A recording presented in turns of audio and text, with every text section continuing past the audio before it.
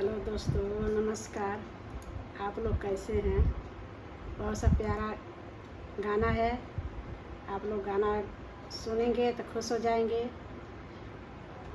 लाइक करना, शेयर करना, सब्सक्राइब कर देना।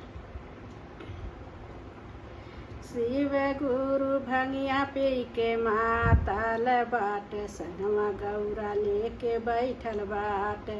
शिव गुरु भंगिया पी के माताल बाट, सथवा गौरा लेके बैठल बाट। गौरा के आवाज विष्णु भी सुन, गौरा के आवाज विष्णु भी सुन। सथमा विष्णु के लेके विष्णु आवत बाट।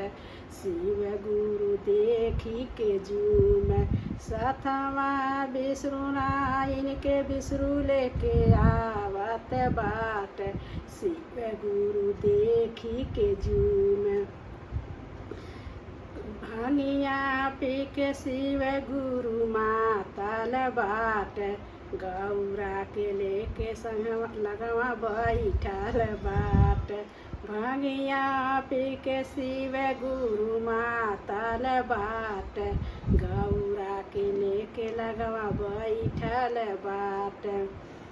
गौरा के आवाज रामो भी सुन, गौरा के आवाज रामो भी सुन।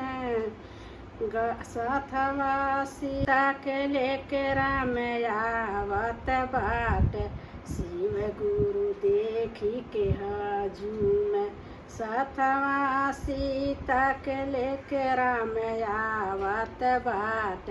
शिव गुरु देखी के झूम। शिव गुरु भंगिया पी के माताल बाट, संगमा गौरा के लेके बैठल बाट। शिव गुरु भंगिया पी के माताल बाट, संगमा गौरा के लेके बैठल बाट।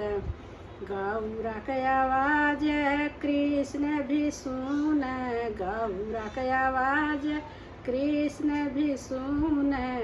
राधा के संगमा लेके कृष्ण आवत बाट। शिव गुरु देखी के झूम, संगमा गौरा के संगमा राधा के लेके कृष्ण आवत बाट। शिव गुरु देखी के झूम। भंगिया पी के शिव गुरु माताल बाट, लगवा गौरा के लेके बैठल बाट। शिव गुरु भंगिया पी के माताल बाट, गौरा के लगवा लेके बैठल बाट। गौरा के आवाज गौरे से सुन, गौरा के आवाज गौरे से सुन।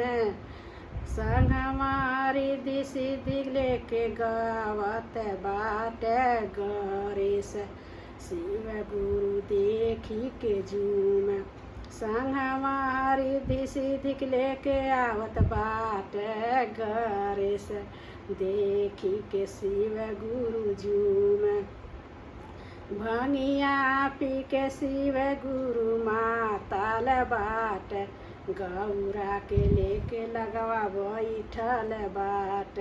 भंगिया पी के शिव गुरु माताल बाट, गौरा के लेके लगवा बैठल बाट। गौरा के आवाज हनुमान सुन, गौरा के आवाज हनुमान सुन। आवत बाट हनुमान गदवा लेके, शिव गुरु देखी के झूम। आवत बाट हनुमान गदवा लेके, देखी के शिव गुरु झूम। शिव गुरु भंगिया पी के माताल बाट, गौरा के लेके लगवा बैठल बाट। शिव गुरु भंगिया पी के माताल बाट, गौरा के लेके लगवा बैठल बाट।